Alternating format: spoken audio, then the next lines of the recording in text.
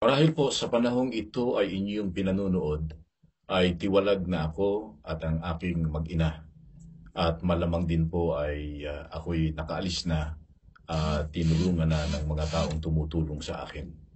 Gayunpaman ay minarapat ko na bago kami umalis at bago kami sunduin, ay ma-tape muna itong aking ilang sasabihin. Sapagkat marami na kayong naririnig mula doon sa mga tagapagtanggol ng sanggunian at gayon din naman sa amin. Gusto ko lamang na sabihin po sa inyo na ito ay hindi labanan ng mga salita o kaya ay pagandahan at pahusayan ng pagsasalita. Hindi rin ito pahusayan sa pangangatwiran.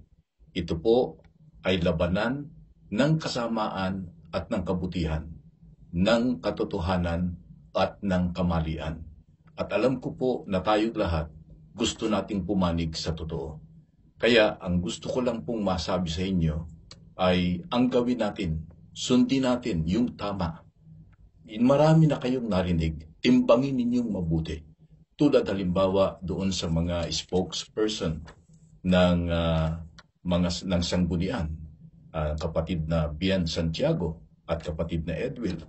Mga kapatid, magkakaibigan tayo at tayo napakatagal na nagkasama-sama. Pero alam ninyo kung ano nangyayari sa iglesia. Hindi ko lamang maintindihan kung bakit ang katulad ninyo na mga ministro at ang isa pa nga ay napakatagal ng ministro, anak din ng isang pioneer sa iglesia, ay hindi masabi yung tunay ninyong niloloob at tunay ninyong nakikita. Alam ninyo na sa ating mga pag-uusap kahit noon, ay kayo rin ang bumabanggit ng mga katiwalian na ginagawa ni kapatid na Glicerio Santos Jr. Meron ka pang ang termino, kapatid na Bien, na sinasabi mo sa akin na wala tayong magagawa sapagkat siya ang apple of the eye ngayon ng namamahala. Kaya kahit ano sabihin natin, ay hindi pakikinggan. Nalalaman ninyo kung anong nangyayari. Si kapatid na Edwin, nagkakabiroan tayo, pero sa biro, nalalaman mo kung ano yung mga nasasabi sa biro at kung ano ang nasasabi o nababanggit na mga bagay na nangyayari. Kaya sana, kung kayo man ay magsasalita pa, maging spokesperson kayo ng Diyos, hindi ng mga taong inyong ipinagtatanggol. Tandaan ninyo, yung katiwalian, hindi naman ito kakaila. Lilitaw at lilitaw yan. Alam natin yan, itinuturo natin yan, na hindi na itatago ang lihim.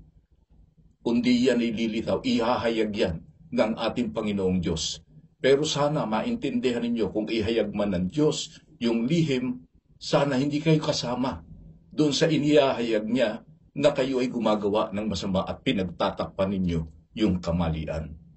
At dapat sana ay sagutin ninyo punto por punto yung mga binabanggit na katiwalian. Huwag ninyong hanapan ng prueba raw. Marami ng prueba eh. At yung mga pruebang yan, kayo mismo ang nakakaalam. Ang mga kapatid, nakikita nila yung nangyayaring mga katiwalian na pinangungunahan ni Glicerio Santos Jr. at ng kanyang pamilya, ng kanyang mga anak.